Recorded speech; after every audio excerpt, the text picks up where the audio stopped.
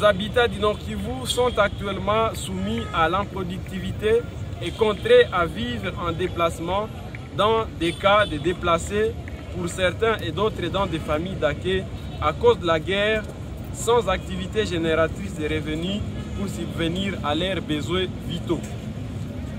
De par la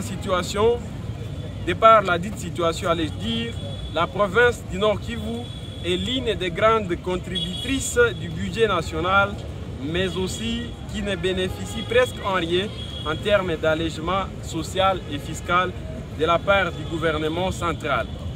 Par contre, elle continue à payer le lourd prix de son ingéniosité, même en vivant dans une zone rouge. Les autorités font semblant et veulent que cette population paie toujours les taxes et impôts, même sans rien produire.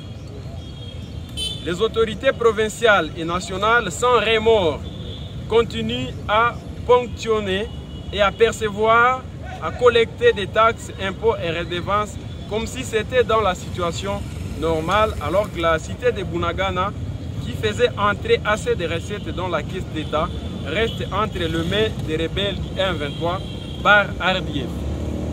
Tous les services de mobilisation des recettes continuent à fonctionner, alors que c'est dans des circonstances de guerre et de catastrophes qu'on observe une attitude et un comportement de solidarité nationale et l'assistance humanitaire pour un peuple meurtri comme celui du Nord Kivu.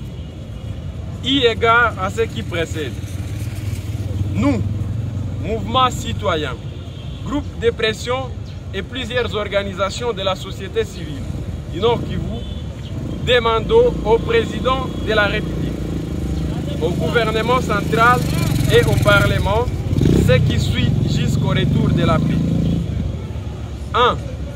Au chef de l'État, président de la République, Félix Tshisekedi, de pouvoir déclarer la province du Nord Kivu comme une province sinistrée, exemptée de toutes les charges et taxes, impôts, surtout parce qu'elle concerne des taxes concernant effectivement les produits vivriers venus dans les zones occupées par les rebelles du M23.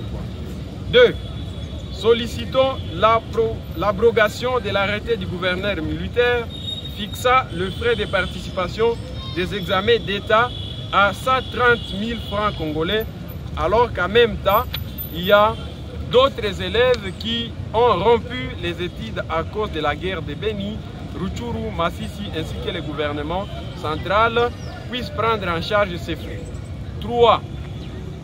Réduire sensiblement le nombre de policiers en circulation routière, le nombre d'agents taxateurs de mobilisation de certaines recettes pour les produits vivriers et pétroliers pendant cette guerre, élever la mesure de circulation des motos à partir de 18 h dans la ville afin de réduire les multiples tracasseries fiscales qui s'observent. 4. Supprimer toutes les barrières illégales dans les zones sous contrôle du gouvernement congolais qui aperçoit indûment des taxes lorsque ces agents n'ont pas de qualité. 5. Prendre en charge pendant cette période de guerre l'accès à l'eau, de la régie des eaux, à l'électricité et aux soins de santé dans les hôpitaux, des centres de santé de l'État pour certaines maladies d'origine hydrique. C'est dans ces moments critiques que la province du Nord Kivu doit bénéficier de la Caisse nationale de péréquation, du gouvernement central, de la solidarité de toutes les confessions religieuses, de la RDC et des organisations humanitaires afin de se mobiliser pour apporter l'assistance nécessaire aux vulnérables pour maintenir la cohésion nationale.